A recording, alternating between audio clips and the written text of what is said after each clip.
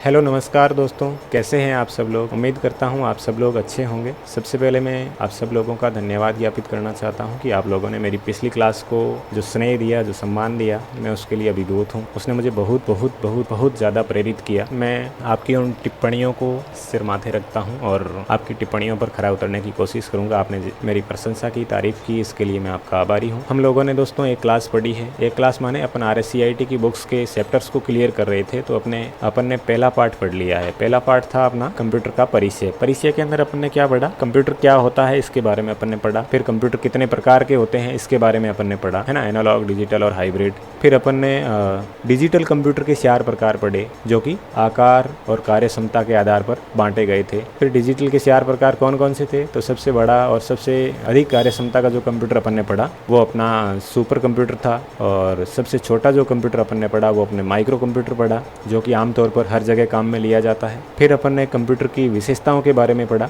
5 विशेषताएं पढ़ी अपन ने। कंप्यूटर तेज़ गति से काम करता है, स्पीड उसकी एक विशेषता थी। दूसरी अपन ने पढ़ी थी शुद्धता। तीसरी अपन ने विविधता पढ़ी, एक्यूरेसी पढ़ी, है ना। एक अपन ने परिश्रमशीलता भी पढ़ी, मतलब कंप्यूटर कभी थकता नहीं है। और फिर अपन ने कंप्यूटर के हार्डवेयर और सॉफ्टवेयर 2 भाग थे, उनके बारे में पढ़ा था। फिर सबसे लास्ट में अपन ने पढ़ा था कंप्यूटर का उपयोग। कंप्यूटर का अपने घरों में क्या उपयोग हो सकता है, कंप्यूटर का शिक्षा के क्षेत्र में क्या उपयोग हो सकता है, इन चीज़ों के बारे में अपन ने पहले अध्याय के अंदर अलग अलग पढ़ा। अब अपन पढ़ने जा रहे हैं दूसरा चैप्टर, जिसका नाम है कंप्यूटर सिस्टम। जिसका नाम है कंप्यूटर सिस्टम। इसके बारे में अपन विस्तार से चर्चा करते हुए आगे बढ़ेंगे। हो सकता है थोड़ा टाइम ज़्यादा लग जाएगा, लगेगा तो लगेगा, है ना। जो भी RSCIT के स्टूडेंट इस क्लास को देख रहे हैं उनको मैं बता दूं कि आपके लिहाज से अगर आप लोग जल्दी देखना चाहें तो मैंने कुछ इंपॉर्टेंट टॉपिक्स हैं उनको रेड कलर से हाईलाइट किया है, तो आप लोग उनको देखते हुए स्किप कर सकते हैं क्लास को, केवल आप उन्हें ही देखें। और अगर आपके पास टाइम है तो आप पूरी क्लास को आराम से देख सकते हैं। मैं पूरी क्लास के अंदर सभी टॉपिक्स पर नज़र डालते हुए थोड़ा थोड़ा समझाते हुए आगे बढ़ूंगा। फिर अपना कंप्यूटर सिस्टम। कंप्यूटर सिस्टम जो एक टर्म है, कंप्यूटर और सिस्टम 2 चीज़ें मिली है। कितनी चीज़ें? 2 चीज़ें मिलकर के एक टर्म बनी कंप्यूटर सिस्टम। ये एक्चुअली क्या होता है? देखिए दोस्तों, कंप्यूटर तो अपन ने पढ़ ही लिया, एक इलेक्ट्रॉनिक मशीन होती है। सिस्टम क्या होता है? सिस्टम क्या होता है? देखिए, सिस्टम को हिंदी में तंत्र बोलते हैं। क्या बोलते हैं? तंत्र। अब तंत्र से तो क्या अर्थ लगाओगे आप? हो सकता है किसी के लिए परिभाषा ये क्लियर हो, लेकिन मैं आपको यहाँ पर एक अपने नज़दीकी उदाहरण से समझाने की कोशिश करूँगा। हम उदाहरण लेते हैं परिवार का। किसका उदाहरण लेते हैं? परिवार का। परिवार के अंदर कौन कौन लोग होते हैं? एक परिवार कैसे बनता है? एक परिवार के अंदर माता होंगे, माताजी हो सकते हैं। आप अपने परिवार का उदाहरण ले सकते हैं। माताजी हो सकते हैं, पिताजी हो सकते हैं, दादाजी भी हो सकते हैं, दादी जी भी हो सकते हैं, फिर आपके भाई हो सकते हैं, फिर आपकी बहन हो सकती है ना। तो ये सारे लोग मिलकर के क्या करते हैं? ये सारे लोग मिलकर के एक परिवार का निर्माण करते हैं। सारे लोग मिलकर के जिस एक स्थान पर रहते हैं उसको अपन परिवार नाम दे सकते हैं। अब सारे लोग मिलेंगे तो सबके अलग अलग काम होंगे, सबके अलग अलग दायित्व होंगे, है ना। अपने अपने काम करने के दृष्टिकोण होंगे, उनके अपने अपने तरीके होंगे। तो ये सारे लोग मिल करके एक जिस संस्था का निर्माण करते हैं उसको अपन परिवार कहते हैं। तो ये सब लोगों से मिल करके जो परिवार बन रहा है, अपन इस परिवार को तंत्र कह सकते हैं। क्या कह सकते हैं? तंत्र कह सकते हैं। जो बहुत सारी चीज़ों से, जिनकी अलग अलग जिम्मेदारियां हैं, अलग अलग कर्तव्य हैं, इन सारी चीज़ों से मिल करके क्या करता है? एक एंटिटी का निर्माण करता है, जिसे अपन तंत्र कह सकते हैं, परिवार तंत्र। कैसा तंत्र? परिवार तंत्र कह सकते हैं। ठीक इसी तरह कंप्यूटर सिस्टम अपन किसे कहेंगे? एक ऐसा परिवेश जिसमें CPU शामिल होता है, सॉफ्टवेयर शामिल होता है, मेमोरी शामिल होती है और पेरिफेरल डिवाइस शामिल होते हैं। पेरिफेरल्स में क्या होते हैं? अपन ने पहले पार्ट में पढ़ा था, इनपुट डिवाइस और आउटपुट डिवाइसेस। ये अपने पेरिफेरल डिवाइस कहलाते हैं, जो कि CPU के अंदर नहीं होते हैं, CPU से बाहर से जुड़े हुए होते हैं। ये अपना जैसे माउस है, ये माउस CPU से जोड़ दिया, ये कीबोर्ड जोड़ दिया, अपन यहाँ पे स्पीकर है उसको यहाँ पर जोड़ देते हैं। तो ये बाहर से जितनी भी चीज़ें जुड़ रही है, इनको अपन पेरिफेरल्स बोलते हैं। तो CPU, सॉफ्टवेयर में मेनली ऑपरेटिंग सिस्टम, है ना। बाकी सॉफ्टवेयर तो ऑप्शनल होते हैं, एप्लीकेशन सॉफ्टवेयर होते हैं, वे तो ज़रूरत के हिसाब से कोई भी अपनी आवश्यकता के अनुसार काम में ले सकता है। मेमोरी है और पेरिफेरल डिवाइस, पेरिफेरल डिवाइस में कीबोर्ड और माउस जो कि मस्ट है। तो ये सामान्य चीज़ें मिल करके किसका निर्माण करती है? एक कंप्यूटर सिस्टम का निर्माण करती है। तो ये अपना है ना, ये एक कंप्यूटर सिस्टम कहा जा सकता है इसे, जिसमें एक मॉनिटर शामिल है, अपना एक CPU है, एक माउस है और एक कीबोर्ड है। तो ये सारी चीज़ें मिल करके किसका निर्माण करेगी? एक कंप्यूटर सिस्टम का निर्माण करेगी। कौन कौन? मॉनिटर, कीबोर्ड, माउस और CPU। फिर कंप्यूटर का कार्य करने की जो वे होता है उसमें ये तरीका रहता है। मेनली चीज़ें पहले इनपुट करी जाती है, फिर CPU के पास में जाती है, CPU इनको प्रोसेस करता है और जो भी रिजल्ट होता है, इन्फॉर्मेशन होती है, वो अपने आउटपुट डिवाइस के माध्यम से यूज़र को प्रदर्शित करता है, दिखाता है। अब CPU होता है तो CPU के अंदर भी 2-3 चीज़ें मिली हुई होती है, अकेले CPU का कोई अस्तित्व नहीं होता है ना। CPU माने इस डब्बे के अंदर जो चीज़ होती है, इस डब्बे के अंदर जो भी सारी चीज़ें होती है उनको अपन मिला करके CPU बोलते हैं।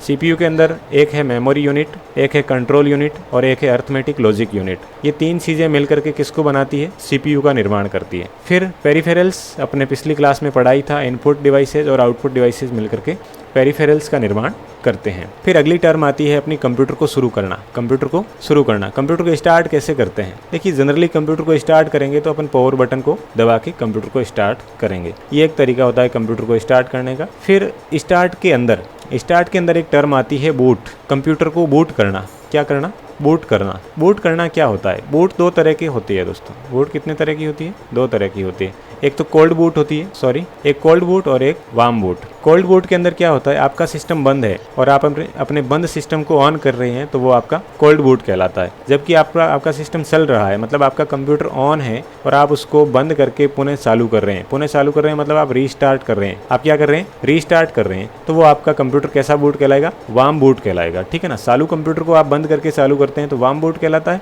जबकि पहले से बंद पड़े कंप्यूटर को आप ऑन करते हो तो वो आपका कोल्ड बूट कहलाता है। जनरली कंप्यूटर का शुरू होना क्या कहलाता है? बूट होना कहलाता है। कंप्यूटर का स्टार्ट होना बूटिंग कहलाता है। क्या कहलाता है? बूटिंग। बूटिंग किसे कहते हैं? कंप्यूटर का स्टार्ट होना बूटिंग कहलाता है। फिर कंप्यूटर सिस्टम की परिभाषा, हालांकि अपन ने पहली क्लास के अंदर देख ली थी, फिर और थोड़ा इसको रिवाइज कर लेते हैं ताकि आप लोगों को अच्छे से समझ में आ सके। सबसे पहले डेटा आता है। सबसे पहले क्या आता है? डेटा। डेटा क्या होता है? सबसे पहले डेटा के बारे में समझ लेते हैं अपन। डेटा क्या होता है? डेटा माने ऐसी जानकारी जिनका कोई अर्थ नहीं निकलता है, ऐसी चीज़ जिनका कोई अर्थ नहीं निकलता है। मैं यहाँ पे ऐसे पेन हिला दूँ, इसका क्या मतलब? इसका कोई अर्थ नहीं है ना। जैसे मैंने यहाँ पे ए लिख दिया, अब ए का क्या मतलब है? ए से कोई अर्थ निकाला जा सकता है, कोई इसका अर्थ नहीं बनता है, इसकी ये कोई अर्थपूर्ण नहीं है ना।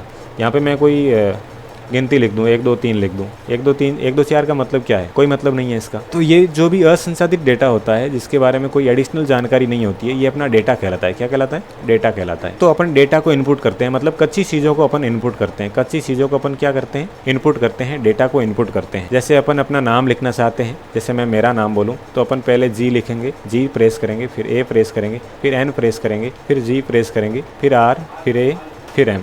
तो मैं ये अलग अलग जब शब्द प्रेस कर रहा हूँ, मैं पहले जी प्रेस कर रहा हूँ तो जी का कोई अर्थ नहीं है, ए प्रेस कर रहा हूँ तो ए का कोई अर्थ नहीं है, एन प्रेस कर रहा हूँ तो एन का कोई अर्थ नहीं है ना। जी प्रेस कर रहा हूँ, इसका कोई अर्थ नहीं है। ये जब सारे प्रेस कर दिए जाएंगे, पूरा का पूरा जब एक ही रो में आएगा, पूरा का पूरा एक ही रो में आएगा, तो अपन इससे अनुमान लगा सकते हैं कि ये किसी व्यक्ति का नाम हो सकता है। तो अपन इसको क्या बोलेंगे? सूचना बोलेंगे। क्या बोलेंगे? सूचना बोलेंगे।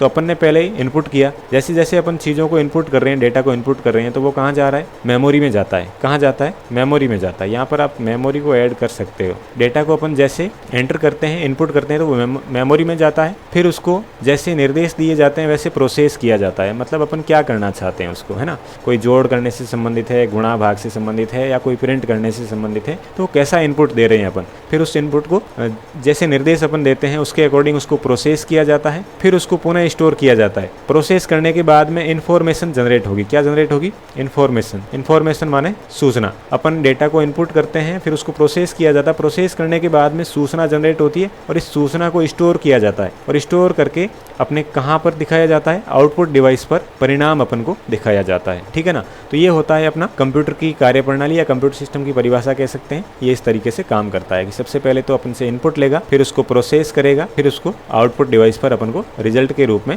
सूचना को दिखा देगा। तो ये अपने कंप्यूटर सिस्टम की परिभाषा एक तरह से देख सकते हैं। फिर अगला है बाइनरी सिग्नल्स। बाइनरी सिग्नल क्या होता है, इसके बारे में आपको थोड़ा सा क्लियर हो जाना चाहिए। कंप्यूटर पर अपन काम करते हैं तो अपन को बुनियादी जानकारी होनी चाहिए कि वो कैसे काम करता है। कंप्यूटर एक्चुअली अपनी भाषा नहीं समझता है। अपन जैसे कोई निर्देश दे देते हैं कि चालू हो जा, बंद हो जा, या कुछ हटा दे, डिलीट कर दे या प्रिंट कर दे, अपन ऐसे बोलेंगे तो वो नहीं समझेगा, है ना। तो इसके अपने सिग्नल्स होते हैं समझने के। और इसके जनरली सिग्नल जो होते हैं वो 0 और 1 के रूप में होते हैं। 0 और किसके रूप में, 1 के रूप में होते हैं। 0 का मतलब होता है पावर ऑफ और 1 का मतलब होता है पावर ऑन। पावर ऑन मतलब लाइट आ रही है या लाइट जा रही है, 0 मतलब लाइट ऑफ और 1 मतलब लाइट ऑन। तो ये इस तरीके से कुछ काम करता है। इसके बारे में अपन कभी विस्तार से बात करेंगे अलग वीडियो में, इसके अंदर ज्यादा टाइम हो जाएगा। बाइनरी सिग्नल का मतलब है सूचना 0 और 1 के रूप में आ रही है, मतलब पावर ऑन और ऑफ के रूप में आ रही है, तो उसको अपन क्या बोलेंगे, बाइनरी सिग्नल बोलेंगे। विस्तार में मैं इसका एक अलग वीडियो बनाऊंगा कि कंप्यूटर जनरली कैसे काम करता है 0 और 1 पर, अपन इसके बारे में एक अलग क्लास लेंगे। फिर एक इन्फॉर्मेशन सिस्टम आता है। इन्फॉर्मेशन सिस्टम एक टर्म आती है, इसका मतलब क्या होता है, इन्फॉर्मेशन सिस्टम किसे कहेंगे अपन, कंप्यूटर के अंदर कंप्यूटर का जो डेटा होता है, वो डेटा कंप्यूटर का हार्डवेयर, सॉफ्टवेयर और उसका प्रोसीजर और लॉग, ये सारी चीजें मिलकर के जिससे एक तंत्र का निर्माण करेंगे, उसको अपन क्या कह सकते हैं, इन्फॉर्मेशन सिस्टम कह सकते हैं। देखिए अपन ने कंप्यूटर सिस्टम पढ़ा, उसके अंदर हार्डवेयर था, सीपीयू था, है ना, सॉफ्टवेयर था और अपनी मेमोरी यूनिट थी। जबकि यहाँ पर क्या हो रहा है, प्रोसीजर भी शामिल हो रहा है और लॉग भी शामिल हो रहे हैं और डेटा भी शामिल हो रहा है। उसमें डेटा शामिल नहीं था कंप्यूटर सिस्टम के अंदर, जबकि यहाँ पर डेटा भी आ रहा है और लॉग आ रहे हैं। ये दो चीज़ें नहीं जुड़ रही है तो एक तीसरी टर्म निर्मित होती है, उसका नाम सूचना प्रणाली दिया गया है। यहाँ पर लोगों से क्या मतलब है, जो कंप्यूटर को काम में लेने वाले हैं उनको दर्शाया जाता है इससे। प्रोसीजर क्या होता है, प्रोसीजर होता है कंप्यूटर की आंतरिक कार्य प्रणाली, कंप्यूटर की आंतरिक प्रणाली, कार्य प्रणाली मतलब कंप्यूटर अंदर से कैसे काम करता है। जैसे अपन ए प्रेस करते हैं कीबोर्ड पर, ए प्रेस करते हैं तो अंदर ए किस रूप में स्टोर होता है, कैसे स्टोर होता है और कैसे स्क्रीन पर दिखता है, इनके लिए जो निर्देश होते हैं, या नियम होते हैं, क्या होते हैं, नियम होते हैं। उन नियमों को प्रोसीजर बोलते हैं, मतलब वो कैसे काम करेगा। अपन टाइप कर रहे हैं, कोई नाम लिख रहे हैं, वो नाम के रूप में कैसे अपने सामने प्रदर्शित होगा। इसके जो भी कंप्यूटर बनाने वाले और कंप्यूटर का सिस्टम सॉफ्टवेयर बनाने वाले निर्माताओं ने जो निर्देश या इंस्ट्रक्शंस स्टोर कर रखे हैं कंप्यूटर के अंदर, उनको अपन क्या बोलते हैं, प्रोसीजर बोलते हैं। फिर सॉफ्टवेयर अपन ने बात करी पिछली क्लास के अंदर, हार्डवेयर इसके बारे में भी अपन ने बात कर ली, डेटा के बारे में अपन ने अभी यहाँ बात कर ली, कच्चे आंकड़े, तथ्य, फैक्ट या फिगर्स, मतलब कोई फोटो है, कोई आकृति है जिनका कोई अर्थ नहीं होता है, आंकड़े हैं, वे सारे के सारे अपने डेटा कहलाते हैं। फिर अगला है कंप्यूटर सिस्टम के मुख्य घटक। कंप्यूटर सिस्टम के घटक कौन कौन से हैं? कंप्यूटर सिस्टम के घटक में पहला और सबसे प्रमुख जो है वो अपना प्रोसेसर है। यहाँ पर प्रोसेसर के उदाहरण आप याद रख सकते हैं, है ना, इंटेल है, एक्सॉन है और स्पार्क प्रोसेसर है। ये अपने प्रोसेसर के क्या होंगे, उदाहरण होंगे। देखिए आप कंप्यूटर बाई करते हैं तो आपको प्रोसेसर को भी देखना चाहिए होता है, मतलब आपका प्रोसेसर किस प्रकार का है। अगर आप पेंटियम प्रोसेसर का कंप्यूटर खरीदने जा रहे हैं तो वो आपका लगभग सस्ता पड़ेगा और उसकी स्पीड भी इतनी अच्छी नहीं आएगी। उसके बाद में अगर i3 प्रोसेसर का आप CPU खरीदते हैं तो उसकी आपकी ठीक ठाक की स्पीड आएगी। फिर i5 लेते हो, i7 लेते हो, मतलब इस तरह से बढ़ती हुई जनरेशन के कंप्यूटर आप लेंगे तो वो बढ़िया क्वालिटी के कंप्यूटर आएंगे, ज्यादा स्पीड के कंप्यूटर आएंगे और थोड़े ज्यादा महंगे भी आएंगे, है ना। फिर अगला एक्सॉन है, ये एक अलग अपना प्रोसेसर है, स्पार्क एक अलग प्रोसेसर है। ये उदाहरण आप पढ़ सकते हैं। अगला अपन इनपुट डिवाइस थोड़ा आगे विस्तार से पढ़ेंगे। इनपुट डिवाइस का मतलब क्या है, वे उपकरण जो डेटा को कंप्यूटर में पुट करते हैं, रखते हैं। आउटपुट डिवाइस वे उपकरण जो कंप्यूटर से सूचना को बाहर प्रदर्शित करते हैं यूजर के समक्ष। मेन मेमोरी जो कि कंप्यूटर के अंदर डेटा होता है, प्रोसेस किया जाने वाला डेटा होता है, उसको स्टोर करके रखती है, वो अपनी मेन मेमोरी कहलाती है। सेकेंडरी मेमोरी जो यूजर की जरूरत का डेटा को स्टोर करके रखती है, वो अपनी सेकेंडरी मेमोरी कहलाती है। जैसे अपन कोई वीडियोज अपने स्टोर करते हैं निजी, या फोटोज वगैरह है, या अपने गाने वगैरह अपन स्टोर करने के लिए जिस मेमोरी को काम में लेते हैं, उस मेमोरी को अपन सेकेंडरी मेमोरी कहते हैं। फिर है अपना सॉफ्टवेयर घटक। सॉफ्टवेयर घटक के बारे में अपन ने बात करी। ये सॉफ्टवेयर क्या होता है, सॉफ्टवेयर में डेटा होता है और प्रोग्राम होते हैं। क्या होते हैं, प्रोग्राम। जनरली सॉफ्टवेयर जो होता है वो सॉफ्टवेयर ग्रुप ऑफ प्रोग्राम होता है। क्या होता है, ग्रुप ऑफ प्रोग्राम, मतलब एक से ज्यादा प्रोग्राम मिलकर के एक सॉफ्टवेयर का निर्माण करते हैं। और प्रोग्राम क्या होता है, प्रोग्राम ग्रुप ऑफ इंस्ट्रक्शन होता है। ग्रुप ऑफ इंस्ट्रक्शंस मतलब निर्देशों का समूह होता है, वो मिलकर के एक प्रोग्राम बनाता है। और एक से ज्यादा प्रोग्रामों का जो समूह होता है वो मिलकर के किसका निर्माण करता है, सॉफ्टवेयर का निर्माण करता है। किसका निर्माण करता है, सॉफ्टवेयर का निर्माण करता है। तो डेटा के बारे में अपन ने पहला पढ़ा और कंप्यूटर प्रोग्राम के बारे में मैंने आपको अभी बता दिया। प्रोग्राम निर्देशों का समूह होता है और प्रोग्राम्स का समूह क्या कहलाता है, अपना सॉफ्टवेयर कहलाता है।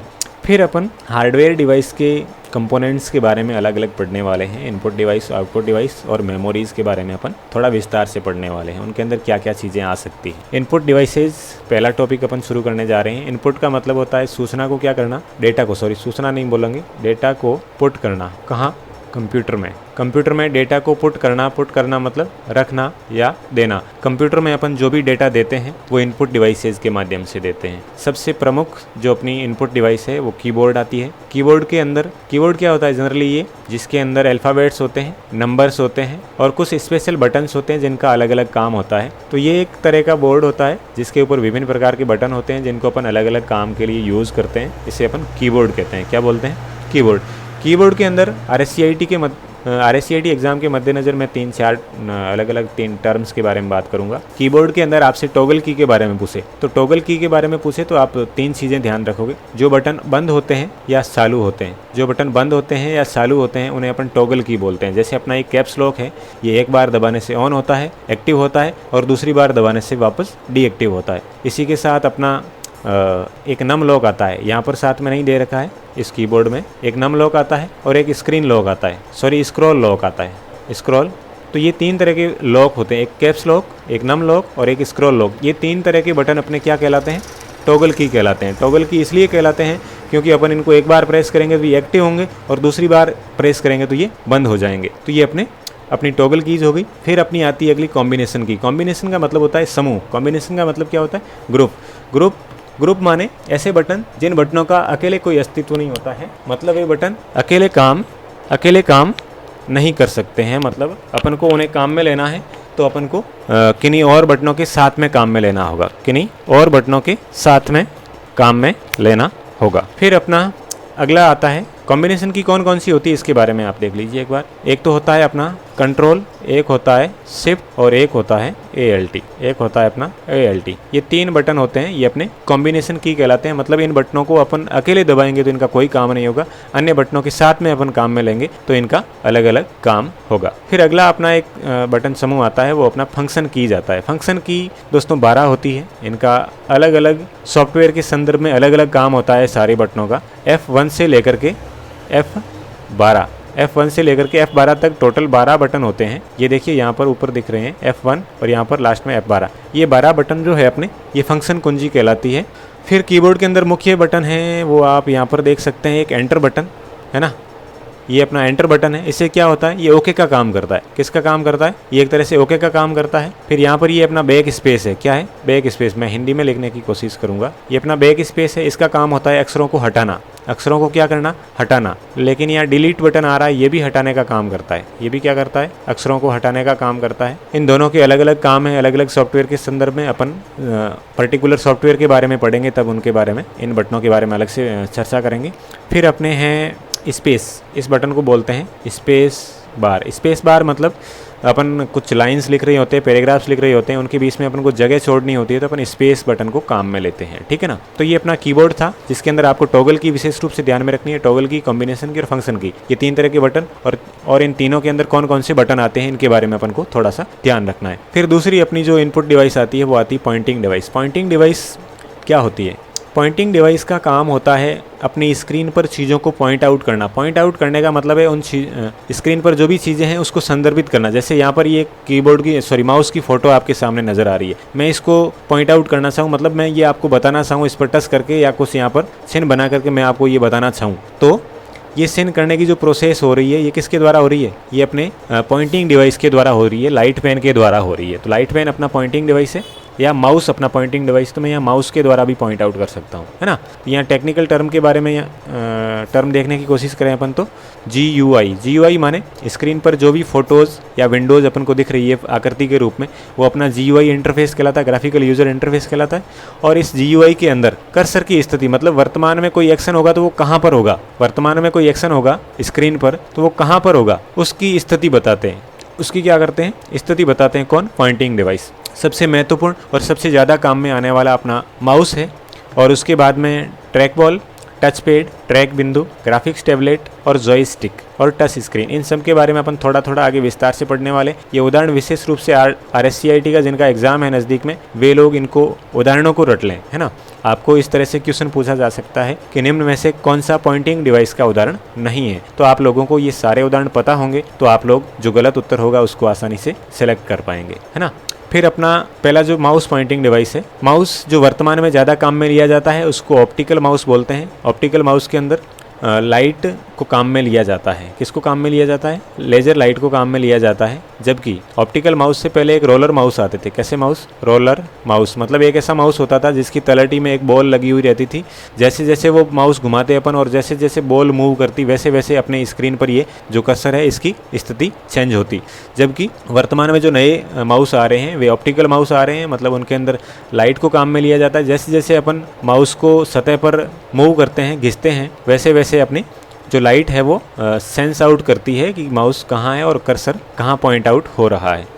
फिर है अपना वायरलेस माउस। ऑप्टिकल माउस हो गया, ये भी एक तरह का ऑप्टिकल माउस ही है, लेकिन ये वायरलेस माउस होता है। इसके अंदर तार नहीं होता है, तार की जगह यहाँ पर ब्लूटूथ को काम में लिया जाता है। ब्लूटूथ और माउस इन दोनों को साथ में अपन काम में लेंगे तो ही काम करेगा। अपन ये ब्लूटूथ अटैच नहीं करेंगे अपने डिवाइस से तो ये माउस काम नहीं करेगा। और इन दोनों के बीच में अगर तार नहीं है तो ट्रांसमिशन कैसे होता है, मतलब डेटा को कैसे ये एक दूसरे के बीच आदान प्रदान करते हैं। तो डेटा का आदान प्रदान ये रेडियो वेव्स के माध्यम से करते हैं। ये स्पेशल तरंगें होती हैं जो कि वायरलेस माउस को कंप्यूटर के साथ काम करने के योग्य बनाती है। ठीक है ना। इसके बारे में अपन रेडियो वेव्स क्या होती है इसके बारे में किसी अलग वीडियो में मैं आपको समझाऊंगा। ज़्यादा वीडियो को लेंदी नहीं बनाएंगे, अपन आगे बढ़ते हैं। फिर अपना दूसरा इनपुट डिवाइस है वो अपना टच पैड है। टच पैड क्या होता है? लैपटॉप आपने देखे होंगे, लैपटॉप्स के अंदर माउस ऑप्शनल होता है और कीबोर्ड उसके साथ में अटैच होता है। माउस का जो काम करती है एक छोटी सी, ये यहाँ पर आपको अलग से नज़र आ रही होगी, ये एरिया है ना,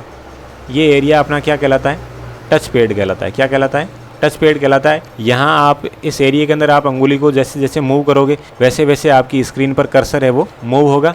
और यहाँ पर 2 बटन दे रखे हैं जो कि राइट क्लिक और लेफ्ट क्लिक की भूमिका निभाएंगे। ठीक है ना। तो ये हो गया अपना टच पैड। और टच पैड के बाद में आता है एक ट्रैक पॉइंट। ट्रैक पॉइंट भी इनपुट डिवाइस का उदाहरण है दोस्तों, ध्यान रखना है। टच पैड और ट्रैक पॉइंट ये दोनों के दोनों किसके उदाहरण हैं? इनपुट डिवाइस के उदाहरण है। लेकिन अपन ने टच पैड तो पढ़ लिया, ट्रैक पॉइंट क्या होता है? ट्रैक पॉइंट भी देखो, कीबोर्ड के जो बटन होते हैं उन बटनों के बीच में यहाँ पर आपको ये एक बॉल की तरह नजर आ रही है हल्की सी, ये एक रबर की डिवाइस होती है जो कि कीबोर्ड के बीच में एक छोटे से बटन के आकार की लगी हुई होती है, जिसके ऊपर अपन अंगुली को मूव करके क्या कर सकते हैं? अपने कर्सर को स्क्रीन पर मूव कर सकते हैं। ठीक है ना। फिर अगली डिवाइस आती है जॉयस्टिक। यहाँ पर आप फोटो देख पा रहे होंगे, ये जॉयस्टिक की फोटो है। जॉयस्टिक क्या होती है? ये विशेष रूप से गेम में काम आती है। लोग कंप्यूटर गेम खेलते हैं, क्या करते हैं? कंप्यूटर गेम्स खेलने वाले जो उपयोगकर्ता है वे इस डिवाइस को काम में लेते हैं। मतलब ये गेम खेलने वाले उपयोगकर्ताओं के लिए उपयोगी डिवाइस है जॉयस्टिक। ठीक है ना। इसको भी थोड़ा सा ध्यान में रखना है। अगला अपना आता है स्कैनर। ये महत्वपूर्ण है। स्कैनर का काम क्या होता है? डिजिटलाइजेशन करना। क्या करना? डिजिटलाइजेशन करना। मतलब आपके पास कोई पन्ना है, कागज़ पर प्रिंट किया हुआ कोई कंटेंट है आपके पास और आप उसको कंप्यूटर में स्टोर करना चाहते हैं तो आप क्या कर सकते हैं? स्कैनर को काम में लेकर के उस पर्टिकुलर पन्ने को क्या कर सकते हो? अपने कंप्यूटर में स्टोर कर सकते हो। तो ये हार्ड कॉपी या पन्ने पर जो भी चीज़ें अपनी होती है उसको कंप्यूटर में स्टोर करने की जो प्रोसेस होती है उसे ही क्या बोलते हैं? डिजिटलाइजेशन बोलते हैं। ठीक है ना। और ये लेजर टेक्निक पर काम करता है। स्कैनर किस तकनीक पर काम करता है? लेजर तकनीक पर काम करता है। ये आपको ध्यान में रखना है। और स्कैनर आप पढ़ते हैं, कहीं भी आप स्कैनर नाम देखते हैं तो आपके साथ एक सॉफ्ट कॉपी का टर्म भी साथ में जुड़ेगा। सॉफ्ट कॉपी का मतलब क्या होता है? यहाँ सॉफ्ट कॉपी और हार्ड कॉपी मैं दोनों को ही साथ में समझाने की कोशिश करूँगा आपको। Soft copy, hard copy.